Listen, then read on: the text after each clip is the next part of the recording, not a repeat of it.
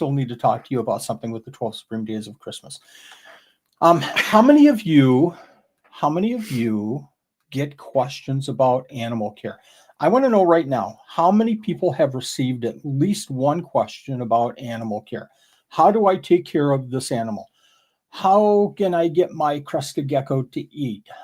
How do I provide lighting for my bearded dragon? My snake isn't shedding the right way. Hooked on Geckos says all the time, Hooked on Geckos, one a week, one a month, one a day. Soda, turtle and tortoise questions almost every day. Mm-hmm. Every day, folks. Once a day. But that's a good thing, because people want to know and they're asking the experts. Didn't say it was bad. Now, No, did I? No, you didn't. I'm just saying it's good. Did you say that I was saying it was bad? Because I think that you just said that I was saying that it was bad. No, it is not. It is not bad. It's good. And that's something that we need to talk about. Are you sniffing my drink? You're not getting it anymore. None anymore, but I used to get so many daily. Yes. Okay. I spent so much time messaging people who had questions. It became a problem. It was worse when I was helping in Facebook groups. My wife wasn't happy that I wouldn't stop helping them. That was exactly the reason I asked a friend 3 years ago, and they said, don't do it anymore. Well, I can't stop. No. I can't.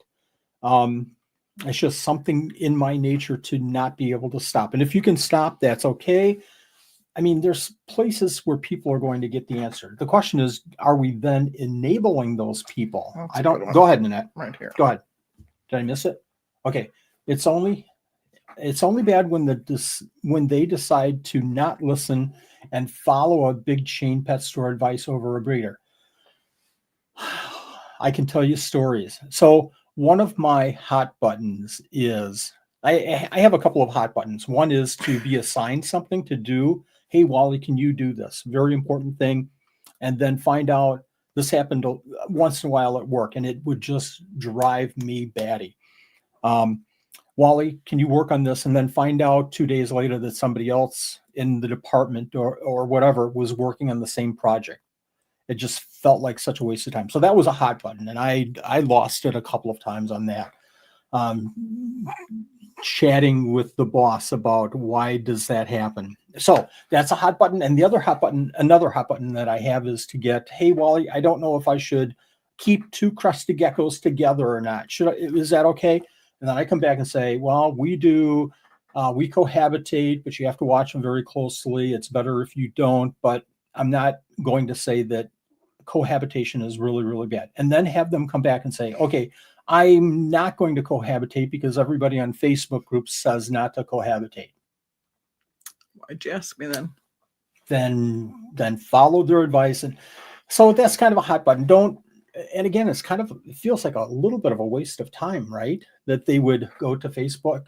Not that Facebook is the worst thing, but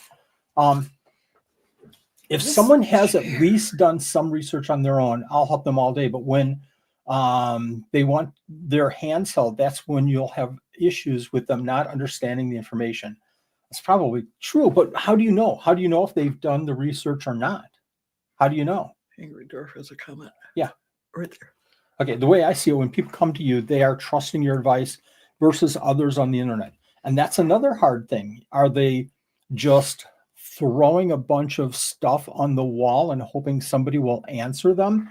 I don't take it that way at all. I take it as angry that they're coming to me and they're asking advice because they've seen some YouTube videos, they've seen me post on Facebook or Instagram or something like that, and they seriously want advice. That's how I take it too. Do you have a comment, Nanette? I have a couple comments that I starred. No one is an expert, and we learn from each other, learn from mistakes, and how to improve the care of your animals or the breeding stock we have. I say it all the time, folks. You know, if I have a question, I'm asking 3 people. I'm getting their advice, hopefully a little bit different each one. And then I'm going to Google Scholar, and I'm doing more research on nature and weather and wind and everything about the animal that I can. But I'm asking several different people. There's another comment up. Okay. What's that? I put another one up. Oh, okay. Sorry. That's okay. Took it down. Well, funny thing is that it stopped a lot when I made videos and would send them instead of spending 2 hours messaging back. So Mhm. I started, JP, I started doing videos because I couldn't find information on the internet, especially YouTube, about certain rarer animals. I would find a video, 23 seconds of that gecko eating a cricket, and I just got so frustrated. I thought, once I get an understanding of how to keep these animals, I want to start putting the YouTube videos out there.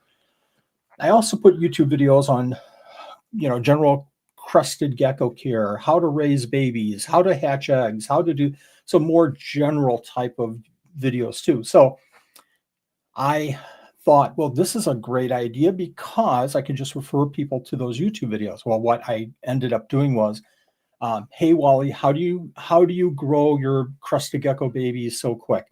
Well, here's a video that explains our process. And then I add into the comment, but I want to make sure you understand we also do this, we do this, and we do this. So I kind of explained it too. I feel like, and everybody's different and everybody has their own thoughts, but my thought was always, if I just say go to this YouTube video, it feels a little bit Sound very friendly. impersonal to me.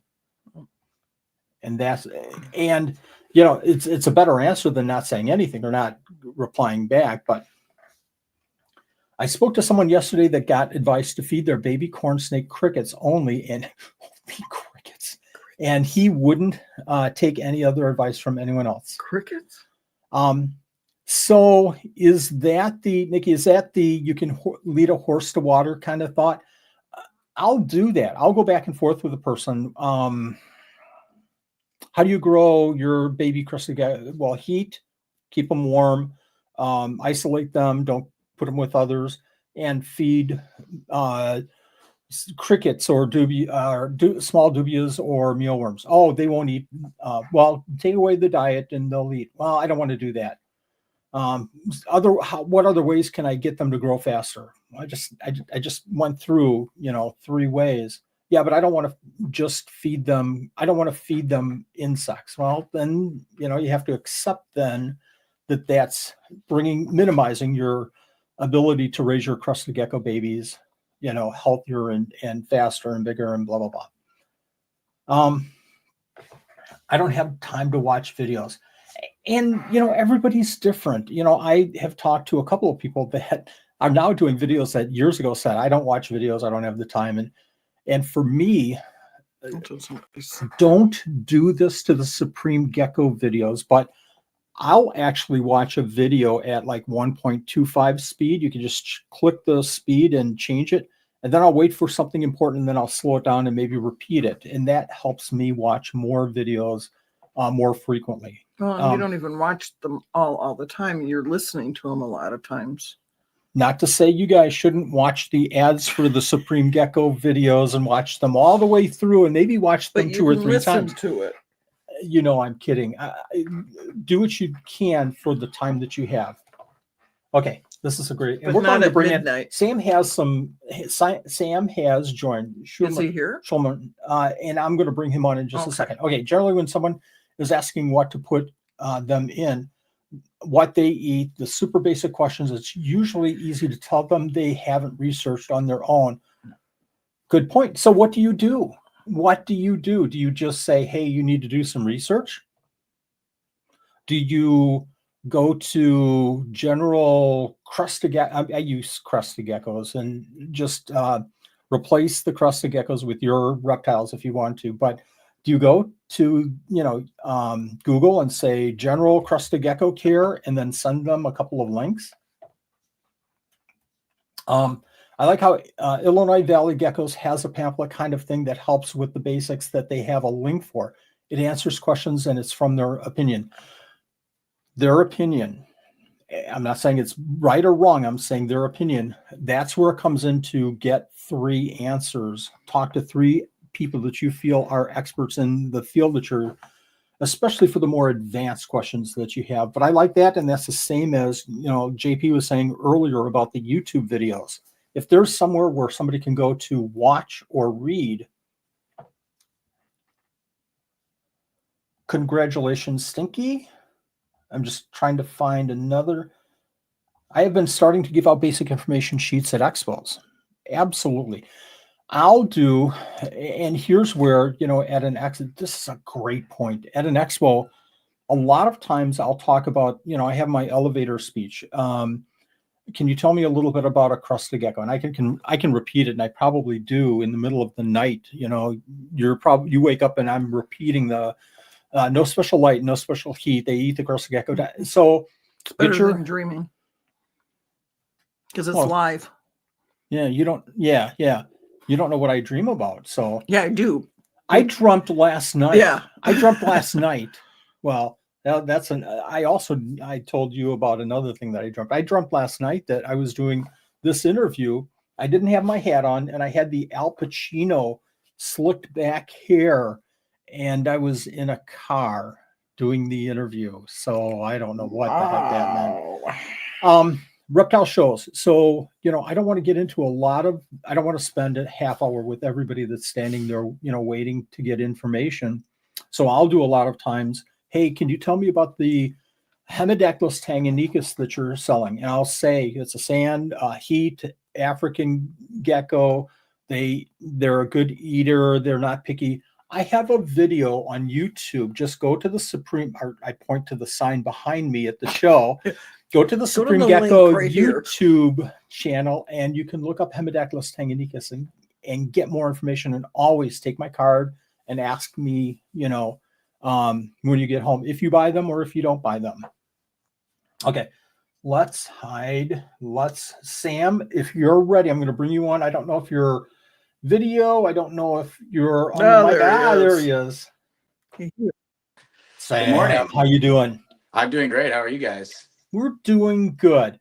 You've been following so far. What are your thoughts? And I'm going to ask you directly. I can't make him big. I can make us small. Okay. Wait, maybe I have to turn myself sideways. You can't. I made us That's big. unique. Oh wait. You just can't see him. Am I upside down? I'm getting sick. I'm gonna throw up. This is cool. You're good. Okay. What do you do when you get asked? I'm going to say it like this, and I'm not trying to be negative, but people ask you the same question over and over again. So in a week you get 14 questions, and it's from 14 different people, and it's the same question. Does that frustrate you? How do you deal with that? It doesn't bother me. I do get it a lot, but what I've learned is, so like when I was younger, I'm 26, and we always had the opportunity. I would just go to the library. Like I was at that age of kids that we were the outside kids and the book kids, but we were also the social media kids at the same time.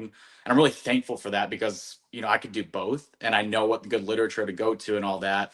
But so when I get people messaging me stuff, I have on my phone just like a breakdown of things like the main necessities and stuff. But I also make YouTube videos, and I also know some YouTubers. So can I give like a shameless plug to somebody? No, post it in the chat too. When we're done talking, post it in the chat. So I do, for you guys that don't know me, I do mainly turtles and tortoises, and I do preservation work with them. And I know Chris Leone of Garden State Tortoise.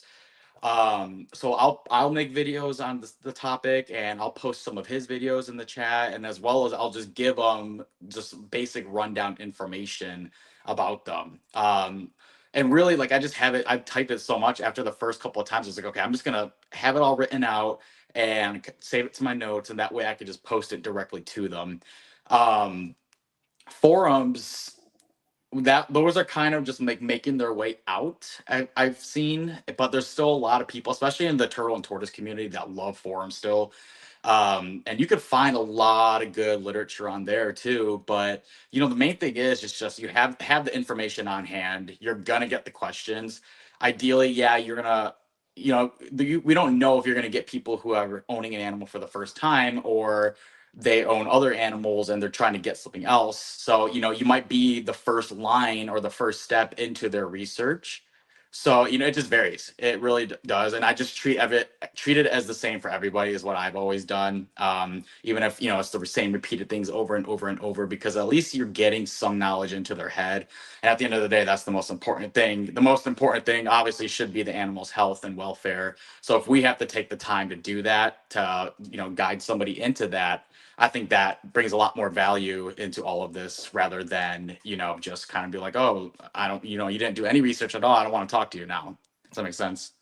It absolutely does. And ultimately, you said the secret words there. There's Ultimately, secret words today. there was. I feel like I should have a chicken that pops Yeah. down, Secret and I should be, sauce. and give you a special prize for saying the secret word or something. Flashing across the screen. Yeah, I've got the remote to my light. I could send that over to you, Sam, as the winner of the gift of saying the secret word. You said the secret word. It's all for the benefit of, and the well-being of the animals. So, there's been times where I'll do exactly that. I'm not going to type up a bad answer, but in my mind. So here's the classic that gets me every single time. How many leopard geckos can I keep in a 55? My mind immediately is naughty and thinks, well, you can probably get 100 or maybe even 200 if you really packed it high enough with leopard geckos. So now I'm not going to say that to the person unless I know them very, very well. But Yeah. that's what I want to say, but that's not going to help the situation. No. Hey, Flawless, thank you very That much will for not joining help. us. But we all have that tendency to jump to this question again. But ultimately, the underlying thought back here is this person is maybe a beginner. They certainly care about their animals and for the health and well-being of their animals. I'll answer, well, your crested gecko is shedding right now, so that's the reason that it's not eating. Yeah. Right? Ultimately, even if you are getting these newbie questions, for those who are sellers and like to sell, that is ultimately more networking for you, because those people that are the newbies that asked you and they got good information, they may refer your business to their friends. And at the end of the day, that's going to get you, I don't really do a lot of buying and selling. I do buying, but I don't do a lot of selling of stuff. Just a really small portion of my collection I have for like selling and all that. But ultimately, it's going to get you more business if you're someone who does, you do this for money and all that. So I take it all with a grain of salt and just treat every person as if, you just got to give it everything you have to them, and it helps out in any way possible. And if it doesn't get you more business, it gets you more questions, right? Yeah, absolutely. Do you have any tricks or techniques? I've got Jason on the line. I'm going to bring him on next. Do you have any tricks or techniques? Like, I know somebody in the post or in the chat right here just said, well, I have some standard answers that I have saved and I could just copy and paste. Sandy, I think, said that. I He just just copy said and that. paste. Sam just said it. So I completely missed that. Good for me. I said it live. You said it he live, said it too. live like a couple times. Okay, I'm going to start writing this stuff down and paying attention. Maybe you need to wake up. Have some soda. Wake up. Yeah, maybe not enough coffee today. Not enough double shot coffees. So you use the, if I get this question, I'm going to give this answer. Absolutely. He has it Yeah. in his No, note definitely. all done. See, I was listening. I did hear the notes thing. Hey, Joannis. Yeah, Sandy said it as well. I'm going to bring up a tip. I'm going to let you go, Sam, and I'm going to bring Jason on in just a second. Thank you very much for answering. Great points. No problem. If you guys got turtle and the tortoise questions, feel free to hit me up. I'm on YouTube and Facebook. So thanks for bringing me on. Post your YouTube link there too as well, please. Yeah. My YouTube is Soda's Exotic, SOTA S Exotics. It has this logo on it. And it's mainly turtle and tortoise content, but I do a little bit of everything with reptiles. So if you're really into like the critically endangered turtles, tortoises, really rare stuff that really needed a lot of help, that's the channel to go to. Excellent. I bet you Frank's Frank's probably on already it. looking up the YouTube address. Thank you very much. Thank you, Sam. Sam. Thank you. Night. We just talked about the copy and paste. And Frank, I'm actually going to talk to you, maybe not this week, but early next week about this as far as with the 12 Supreme Days of Christmas. So during the 12 Supreme Days of Christmas, and this relates to questions that you're going to get as a reptile keeper over and over again. And here's a trick that I use sometimes. As a reptile keeper, if you get the same question over and over and over again, you can do the notebook, notepad, copy and paste.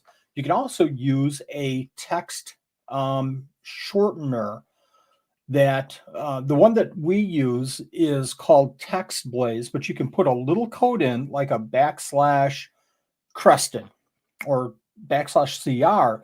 Like if you get the question, my crested gecko isn't eating, what should I do? Is this a problem? So you can use a text shortener and type in /CR, and that program will come through, and you have to pre-type the answer in there. But when you type that /CR, it will fill in the paragraph that you wrote automatically. Now I use that for many, many different things. Like somebody will ask about the Buy Me a Coffee program, and I can go /BMC, and it pulls up, here's how you can be a part of the Buy Me a Coffee. Thank you very much, blah, blah, blah. And it fills all that information in automatically. Is that what I use with the orders? Yes. Okay. Hey, I don't even know what it is but I use it. When should I expect my order in? So we can, and Nanette has the Text Blaze and application. She can type in /order, and it fills in. Thank you very much for your inquiry. We are very concerned about your animals. Here's where you can look online, usps.com for your tracking information, blah, blah, blah. So it fills all that in. That's really super cool. You don't? I saw one of your text places that says blah, blah, blah. No. It says yada, yada, yada. Okay. Jason's like, Jason blah, Morrow. blah, blah. Yeah, Jason's like, where did this show go? Let me bring in Jason. Jason, exactly. How are you doing? Good. How are you guys? Tell us just briefly about yourself, and tell me how many questions a week you get about animal care. About. I mean, usually it's probably like 20 or so. I'm Jason Morrow, Ghouls and Geckos, and then I'm one half of the Gecko Exchange podcast. So, I get like maybe 20 a week or so. Not crazy amounts like you, Wally. But for me, also, I'm dealing with rare geckos and not industry standard stuff. So when people come and ask me questions, I get kind of excited because that means they want to learn about something that's generally new and doesn't have a lot of information. So, and your questions that you're getting are not my crested gecko isn't eating. Your questions are, I'm having a difficulty hatching my Strophaurus eggs. What am I doing wrong? And they give you the parameters and everything, right? Oh yeah, stuff like that, or just information. Hey, do you know anything about this species? I see that you're working with this. Where can I go to get information? And what I like to do, I like to point people in the right directions instead of giving them the answer. Because I mean, if you're looking for rare species like that, you're probably willing to really put in that work to care for them correctly. No, and like I always tell people, like, I have this right here. This is like my Bible, or it just has all kinds of different information. Wow. On anything I want, anything I'm interested in, that's my Bible right there. And then, I mean, for people like that want to buy something from me, there are these creature care cards, right? So I have ones for Strophaurus, I have ones for Chihuahuas. I'm looking to get a couple different more ones when I start hatching out some other stuff. Frank is saying that he's asking you if you wouldn't mind copying your book and sending him a copy. If you can do that in the next couple of days. Oh, you know what? I already have a file on my computer, so I got you. Oh, so I need to talk to you. I see your hard book and everything, and no offense, because I know people learn differently. Somebody mentioned earlier, I don't watch videos. Some people learn by reading. Some people learn by watching videos. Some people can't do either and need to talk to somebody else. I'm a huge non-paper guy. So yeah, no offense, because that's how people learn. They have to have that something in their hand. I use a product called Notion, which is a note taker, and all the links and everything that I ever want to know about animals goes into that Notion. So I can go to Notion, I can go category, subcategory, subcategory, find the animal, click, and I can see 14 different links about. You're not that type of a person at all, are you? Yeah, No. Actually, I have the app. I just haven't used it yet because I still haven't had time to play with it. So it's on my phone. So don't worry, I got it. So one of these days we're gonna have to talk and so I can figure all this stuff out. Absolutely. Hard copy is better. Your computer goes down, something goes down, you're done. I'm gonna turn off your mic right now. They laugh at me at work because everything's on the computer, and I print everything, and I have a binders for all my classes because Sandy is saying the same thing. Everything's in paper and pen. Yep. Hooked on geckos. My attention span is as good as a cat on catnip. That's funny. That is funny. I like that one. Again, we all learn differently. And the point that I want everybody to take away from here is that you're not giving everybody the 100% answer. What you're doing is you're giving a partial answer. And I don't want me to put words in your mouth, but then I'm giving them resources for them to go ahead and look. Because like I said, I mean, for the geckos I work with, like, Cerdodactylus, Stropherus, Homophilus, I mean, there's not a lot of information. So I will point them in those directions of, this is what I found right here. This is the website I got a lot of my information from. And plus we always talk about, all right, where do you live? Because everybody's parameters going to be different, because of where they live. I live in Arizona. I live in a dry state. So with Cerdodactylus, they need it much more humid. So I got to figure out how to keep them much more humid in a place that's only relatively maybe 10%. So, things like that. So another great point about this whole thing. So I can say, how often should I miss my crested gecko? Well, we generally miss our crested geckos X number of times in the summer, X number of times.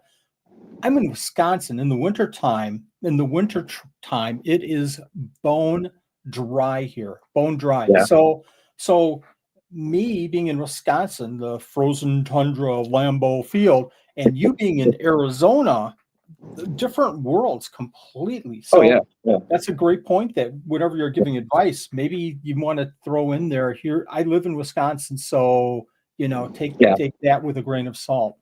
Yeah, because I just had a conversation with somebody 2 nights ago because they were interested in Eurypletus. So one of my first questions was, hey, where do you live? Because that will kind of let you know what kind of habitat you need to build for them and how often you need to mist them or anything like that. Like I said, he was in New Hampshire, so like he said, its humidity right now is like 50%. I was like, all right, so you don't need a crazy misting session 5, 6, 7 times a week. You could probably do it maybe 3 times a week, and your levels will be great.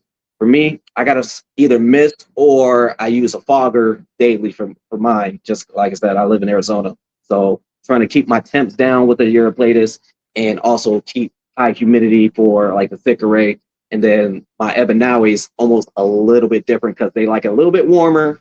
They don't need it crazy humid. So I'm playing with a bunch of different temperatures, different ranges, different parameters for a lot of different stuff. It also gets back to, and I'm gonna say it over and over and over again, folks. I've said it 1,000 times in the past. I'll say it 1,000 times in the future on the show. 3 experts. So if somebody wants to know about, not that I know a ton about Stropherus, but if they want, information on Stropherus, they should talk to you absolutely first, and then maybe Wally, because Wally's in, Wisconsin. Maybe conditions are different, but don't take what Jason says as 100% gospel. Don't take what Wally says. Absolutely don't take what Wally says as 100% gospel, but kind of blend and kind of use your own judgment on, what you should do. And then, again and again, I'll say it, go to Google Scholars and think through the process yourself of what happens in nature. So Google Scholar, academia.edu, iNaturalist, those would be like good 3 resources right there when you're trying to look up something doesn't have a great a good amount of information. I heard probably even higher than all of those sources for doing your research is a program. Let me think. Gecko Exchange Podcast, if I remember the name right. Go there first for all of the answers on any gecko question you might possibly have.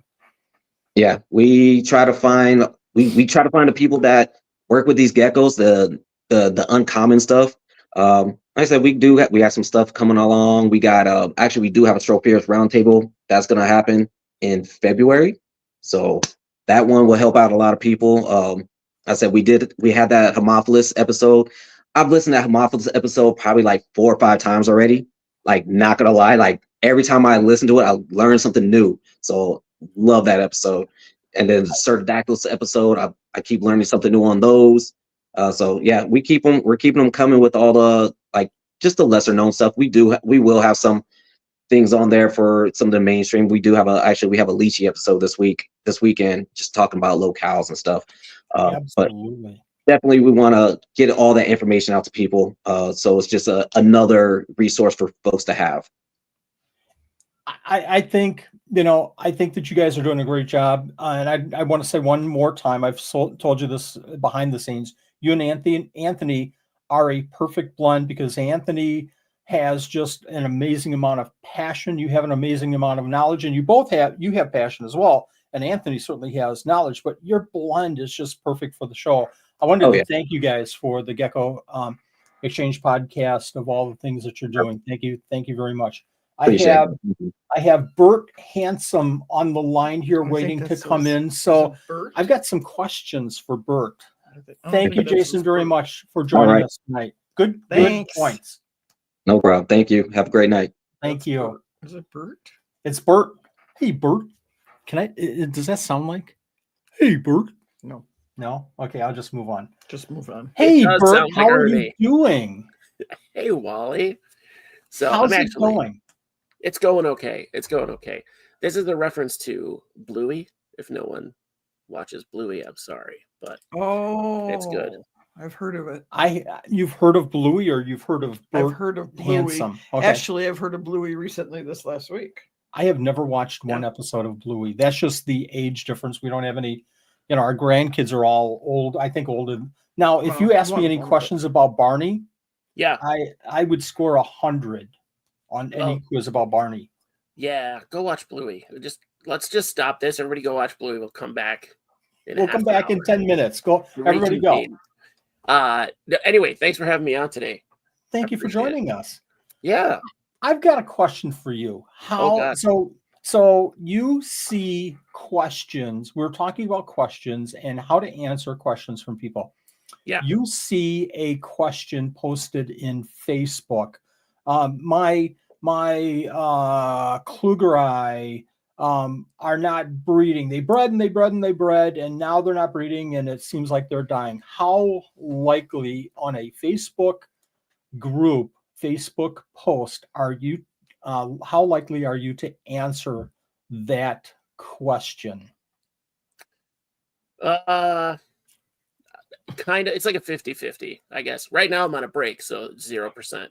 Okay. But if I see it, if I don't see anyone else doing it, answering it, I'll answer. If there's no other comments, if there are, I'll check and be like, "Oh, ditto, yeah, thumbs up." That works. There's so much in Facebook. There's so much contradictory information. I don't want to. If the information they've already gotten is good, I don't want to mess with that at all. Do you know what I mean? Yep. I know exactly what you mean. Yeah, it's not worth it. One thing that kind of bugs me a little bit about groups, and I don't want to make this negative. I want to keep this as positive as I can. But one thing that bugs me with the Facebook groups is when I see somebody saying, I'm losing all of my Kluge. I've had them for a year, and I've had them for 2 years. I had a population explosion. Now they're all dying. And then 48 people say, well, you need to transfer some of them and need to start a culture. And then the next person says, oh, start a new culture because they're overcrowded. And the next person says, I think they might be overcrowded. Then the next person says, well, you have too many in the. Yeah. That's when the eyes have it, kind of. Everybody's got to it is annoying. Everybody's got to put in their exact same answer. When I ask a question, it's the same thing. You get 20 people And then there's one person who comes in kind of militant style, and it's like, you're all wrong. This is the actual way. And That's me. it's hard. Yeah. I didn't want to name names, but but yeah, it can be tough on Facebook, especially, or like any open group really can be, social media can be, because you'll get information that is contradictory. I don't know if you know, my biggest battle is with Substrate, like talking about what you bring in from outside Substrate. I go round and round with people all the time. So I finally stopped. I finally said, whatever, you'll figure it out. Bake it or don't bake it, roast it alive. I use the Wally Kern method. You put it in black garbage bags and leave it sit in the sun. Bring it in. Or I throw it right in the bins. It doesn't matter. Doesn't matter to me. But if you want to sterilize something, that's probably the best way, I think, is to leave it in the black garbage bags in the yard. And that works for, we just talked about it with Jason. It works for me. It works for me. Yeah. Will it work for you? Maybe not. Would I be offended if you said, well, I don't do that, I like baking it? Okay. We all need to realize that with every single answer that we're seeing, there's going to be pluses and there's going to be minuses. So keep that open mind. And again, talk to a couple of other people in the hobby and find out what they're doing, and find out if they have new information that can add to the whole puzzle that might solve, a little bit of this whole puzzle for us. I also like to tag people that I know are in the group that I know better. I'll tag them to try to answer it too, because a lot of my information is from other people. So almost all of them, honestly. So yeah, if you can tag them and get it directly, that's good. And somebody who will answer. Yes, I love that. The tagging, because now you are getting other maybe opinions and different viewpoints. I think that's the word that I was trying to look for, different viewpoints. Now, having said that, the people you made the comment, and I'm gonna kind of go down that road right now. Frank, could you also give the link as a guest if anybody else wants to join this conversation?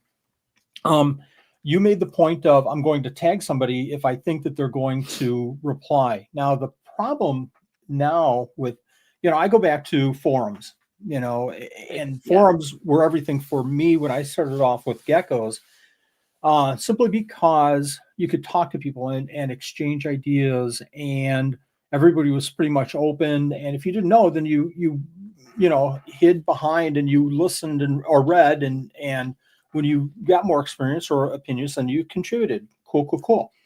And there were flame wars, obviously, with forums. Now, the problem is that people are on Facebook. It's easier for somebody to go smack and then out, and I'm not going to listen to any counter, and I'm not going to listen to, you don't know what you're talking about. I made my comment, I'm out, and I'm moving on to something else.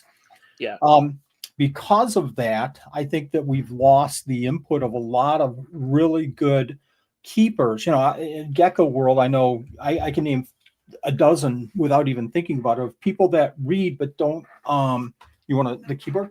People that read but don't comment and add their opinions. I'll say I'm 80% there already. Same with the isopods. My gosh, what would it mean if somebody like a Ben Quintana would participate in these forums and say, well, really, seeing this stuff happen in the wild, seeing it in real life, this is what we should all be considering. And unfortunately, on Facebook, I think we've lost that, right? A little bit. Yeah, everyone's an expert, like, oh, I know it worked for me in my shed.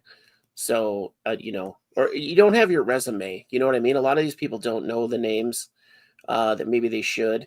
So they don't know where the information is coming from. Like you said, if Ben Quintana came in and was talking about them in the wild, there would 100% be somebody challenging his experience, his real life experience, saying like, you don't know what you're talking about, blah, blah, blah. And it's infuriating. That part's infuriating. Those people I tend to I can't leave things alone, I come down kind of hard on those people. Like, okay, you might know what you're talking about, but I doubt you were there. I doubt you were physically there. So, show some pictures, something. Give me just a second here. Oops. I've Whisper got too.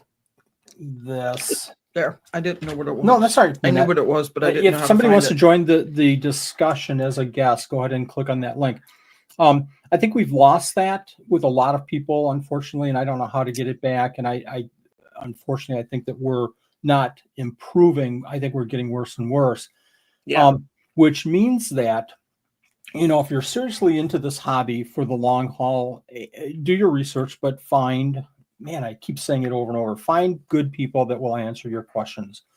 And if it means going to reptile shows and, getting, building your collection of, network names that you can go to reptile shows and just talk, right? Yeah, exactly. Just make those connections. If you see the people that have the healthy animals, make that connection. Take their business card, take their Facebook handle, whatever you have to do. Stay in touch, ask those questions. Anyone who's a good seller will answer your questions at the table. Anyone who's a great seller will answer your questions later as well. Because you're never going to answer everything. So you're never going to be able to answer every question or ask every question at the show while your friend is tugging on your sleeve, like, come over here. Look at these chameleons. Look at this ball python. It's so cool. Yeah. Stop asking about this brown gecko that only you're interested in. Yeah, So, but that brown gecko could be the thing that, you really want to see. It could be that number 4 on your wish list kind of animal that you don't even see ever online or in person, and this breeder happens to have it, certainly. Yeah. How many questions? I'm just kind of getting a feel here. What do you think? How many questions a week do you get on isopod care, on reptile care, on any husbandry kind of questions? On an average. Getting them a lot for a while. Now my questions that I get more are like, because I tend to what time is Bluey on? Yeah, those I get a lot. Those are easy. It's streaming, so it's on anytime you want. Disney Plus, go for it. I get questions. I refer them to other people so that I know the deal. Like I have my substrate people, I have my isopod people, I have my centipede people, millipede people. Really not centipedes. Don't ask me questions about centipedes. Pretty much everything. I have somebody that I can either get the information or send you so you can get the information. I'd rather send the person to the experts, quote unquote, so that they can, so there's no translation. They're getting it directly from the source. Ants. I could talk to you about ants. Yeah, kind of. I can talk to you about setups for ants. I've only really had luck with the one colony. Every other colony I've had basically died out. So I've had 10 or 12 other colonies that died out quick. So I don't know. But sometimes I'm probably going to say this the wrong way, but sometimes that's the best experience. I mean, I struggle for years and years with cat geckos, but it's a process of, okay, that doesn't work. And that doesn't work. Ultimately, I finally got rid of all the bad things that I was doing, and there was nothing left but to do the good things. That part can be so hard. Yeah, because you've been in the hobby forever. So, like those pioneer years, you could get anything, but keeping it alive and breeding it you didn't have a lot of information to fall back on. That's those 1908 years, 1908, 1909. Yeah, I go way back. Yeah, maybe not that far, but the metal frame aquarium, slate. Yeah, slate with bottoms. An orphan, you just like grab an orphan off the street to blow bubbles into the tank. I get it. Good stuff. I could talk all day about that. About orphans? Yeah. Okay. All right. Weird, but okay. Yeah, I think there's now we're kind of spoiled. Now people are looking for rare items or rare animals that aren't in the hobby as much to get them in the hobby or to get them. I'm talking with people now that are doing breeding programs to return animals to the wild if they can, or to keep, bigger populations in the hobby just in case, kind of. And that's been interesting too. But they're like the pioneers of breeding these animals, so there's not a lot of knowledge, not a lot of info on that either. So it's all that trial and error. Have you ever thought for ISO Buddies of doing a show related to, is it possible to work with a species and then reintroduce that species? I think we're doing that on the 3rd. So are you serious? December 3rd. Yeah, I was talking with Ryan Fun. Marshall. Yeah, he's got a breeding program for, I think it's ogre face spiders, the netcasters. And I think that I forget exactly what it is, but I think that they're working with keeping the species so that they don't take it from the wild anymore, so that nobody's taking them out of the wild, because that sucks too. So, the population's outside, but it gets difficult. I was just talking to a friend. I'm going to have him on too with turtles, like the spotted turtle in Illinois. They're basically extinct in Illinois because they're small. They're easy to keep in the house. They have yellow spots. They're really were a prized pet for turtles, and you can't get them in here. They're totally illegal unless you have permits and stuff in Illinois. So he was working on a breeding program, but even Illinois shut it down. Illinois is like, no, you can't do this and return them to the wild, like even with permits. No. But other states, you can get them at other states like Wisconsin. I could get them in Wisconsin pretty easily if I wanted to. You have spotted turtles. Awesome. Well, I'm gonna be talking to you anyway there, buddy, eventually. I have some turtle questions. So yeah, they're awesome. I just got a little video of the one at Brookfield Zoo that they follow you. He comes right up to the glass to see you. A lot of personality, just a very cool animal. But it's a shame that, that we've done that. Like Eastern box turtles, a lot of the turtles, honestly, are the worst because they're worse in that situation because they're easy to catch. They're, if you know what you're looking for, easy to harvest. It's wild, but I think it would be really cool. Yeah, definitely to talk to somebody about that. So I'm going to try to do more of that. And then we're going to talk about regulations with somebody else, like why you would have a situation where you're pulling an animal from the wild and don't do that. Even if you have the facilities and you have everything set up, like, no, don't do that. It's a tough topic because there's so many different angles that you can take with this. When I was keeping fish, I was also, going to class, and I did my thesis on Lake Victorian cichlids. Okay. And at the time, the Nile perch was introduced, and it decimated the fauna population. And then Ohio Aquarium, I think, was trying to maintain different species, different genus and species, with the thought of reintroducing to the wild. But there's so many other factors there, so that's you said December 5th? Third. I'm sorry, yeah. December 3rd show. I think that's going to be an interesting show. I hope so. I mean, Ryan's always great to talk to. Ryan from Marshall's Arachnids is always awesome to talk to. So another great relationship from doing YouTube that is I otherwise would not have. So yes. It's been great. That was the thing. Yeah, we're going to talk about regulations in another episode. We're going to talk about, I still have to lock down a guest for that one, but I want to talk about how we get regulations for what we can bring in, what we can't. Like in Joliet, where I live, we can't have chickens in city limits. People do, but if you get caught, they'll just take your animals. So I want chickens really, really badly, but I'm trying to lobby for that. I don't understand. I understand not having roosters. Like a lot of cities have ordinance, like no rooster, that's just a noise ordinance basically. So thoughts on turtle racing in Minnesota? That's another show. We should do that. We should do that. Get some turtles together. That would be awesome. I think we all need to do that on the Podsgiving segment that you have coming up. So I'll bring my turtles. Russ can bring his. We'll race. That sounds great. I don't have a turtle, but I can put some of these morning geckos in there. There you go. That'll work. No, I don't either, but I'll bring something. Yeah, I'll get a wind-up turtle. We'll see how it fares. I have a plushy turtle, so I'm going to lose, but it'll be fun to watch. I'll kick it. I'll kick the box once in a while to maybe move it a little bit. Okay, ISO buddies, thank you very much. Bert Handsome for joining us and Bert and Handsome. making this show lighter and more entertaining and a lot of fun.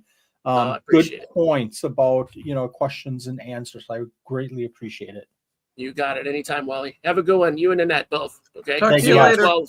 We'll see you next week. All right. Sounds good. All right. Bye-bye. Dropping you a sub, Bert. Hey, Bert. Josh is an amazing person. He really is. I love talking to him because you can start with point A and wind up at point Z in And not know how it happened. in light seconds without even knowing how that happened. It So just it's like, happens. what the heck? How did that happen? And that's what's fun for me. I feel like sometimes I'm too by the book and reading and yeah. Speaking of by the book, the topic tonight was how do you answer these questions? I think that we had a lot of great guests coming on and a lot of great points. Some of the really good points that I think we had was that everybody has a different situation. Everybody can answer the question differently. Everybody has a different way of learning, be it YouTube, be it books, be it something written down. Everybody that's asking a question, I think that ultimately in the back of our minds as keepers answering these questions, I think that we have to be cognizant, aware that the people asking these questions are asking out of a need to keep their animals healthy and well, period. Not that they don't care, not that they're not doing research. And I think that this was brought up too. Let's just not give them the answer. Let's help them with the answer, but then give them a way to help them with the research as well. So share the passion, of your animals. Share information that you can. If you don't know the answers, say, I'll find the answer for you and I'll get back to you. And if it's, hey, I know Wally Kern keeps Peridor picta. Why don't you contact him? Give Wally Kern a heads up and say, hey, I've got this person looking for information. So it's not a surprise, but just keep that in the back of your minds. Again, at the beginning of the show, I had a good friend say, don't reply. Don't reply because you're enabling people. Well, is that really the best answer? Down in deep in my heart, I know that that's not right for me. I can't do that myself, and I hope that we can all, if you don't have the answer, if you don't have the time, point them in the right direction, point them to a video, point them to a care sheet, point them somewhere, or simply just say, busy right now, I'll get back to you as quick as I possibly can. Just don't leave them hanging. I think people really can be brought into this hobby and develop their passion and develop their interests and develop their ability to research if we hold, I hate to say it like this, but if we hold their hand and help them through the process. That's my belief. Hope that makes sense. Wally has never watched classic SpongeBob. We need to change that. I've never watched SpongeBob. I've never watched there's a Bluey. lot. Bluey. They're saying Bluey's better than Bernie. Well, what show isn't? I'd rather watch Judy's Court or Judy the Judge Judy or whatever. Bernie was fun when your kids were little.